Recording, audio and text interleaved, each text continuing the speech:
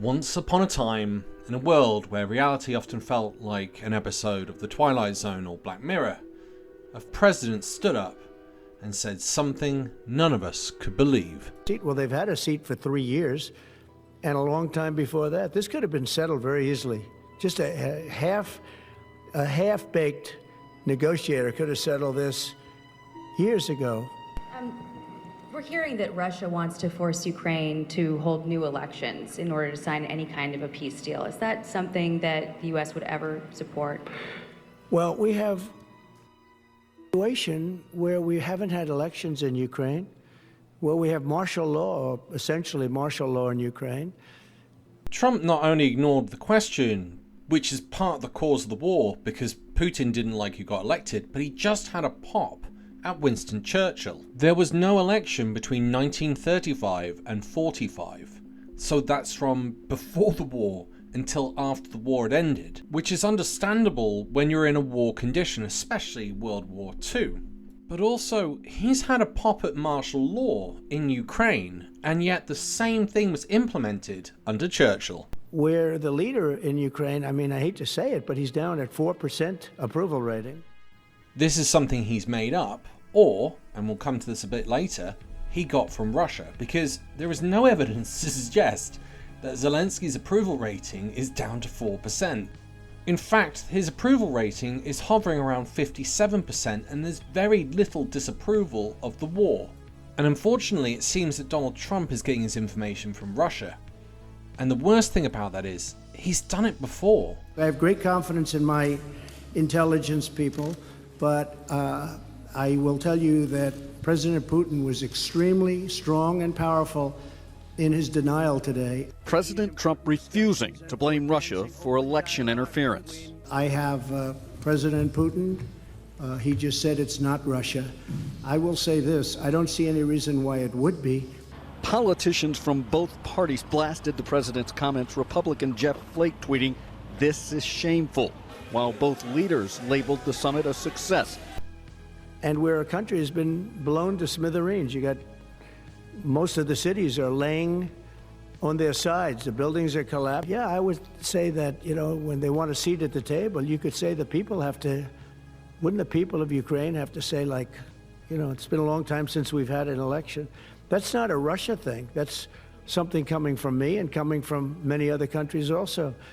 How would you counter the perception, because Russia's pushing for this obviously, they don't really hold true elections, that would be a capitulation of some sort. How would you guard against potentially Russia installing a puppet government? And then finally, how would that new election have an impact on getting Zelensky to sign the rare earth minerals deal?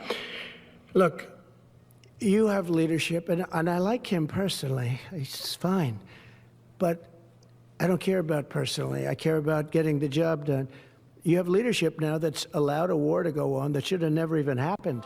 To illustrate just how absurd this is, let's take a quick trip to Springfield. Now, Bart Simpson knows a thing or two about being on the wrong end of a bully's fist. Now, imagine if Principal Skinner had pulled Bart aside and said, "It's your fault for being bullied." You'd think that the writers had lost their mojo, or even they'd gone crazy. Don't mind if I do!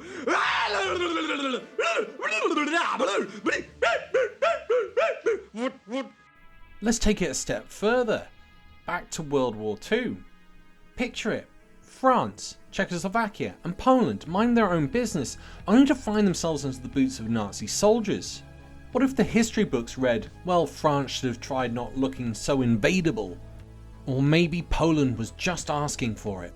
This is why I think we're in the Twilight Zone, where victim blaming isn't just for bullies and bad sitcom principles.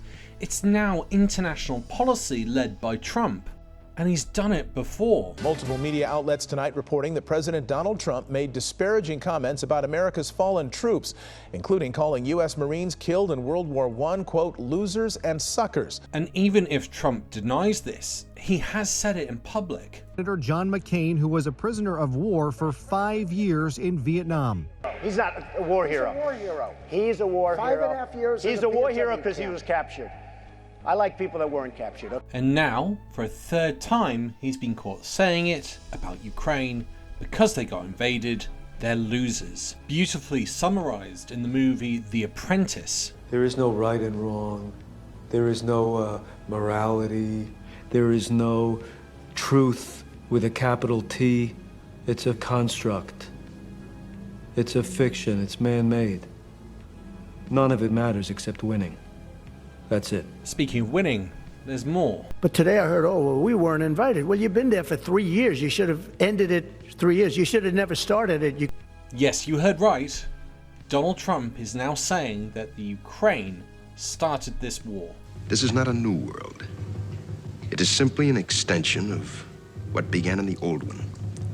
It has patterned itself after every dictator who has ever planted the ripping imprint of a boot on the pages of history since the beginning of time. It has refinements, technological advances, and a more sophisticated approach to the destruction of human freedom. But like every one of the superstates that preceded it, it has one iron rule. Logic is an enemy and truth is a menace. Yes, we have entered the Twilight Zone, and we're not quite finished. Could have made a deal.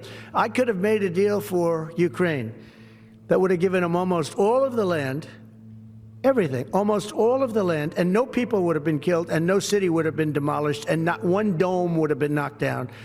But they chose not to do it that way. And more blame for Ukraine, but here is some truth.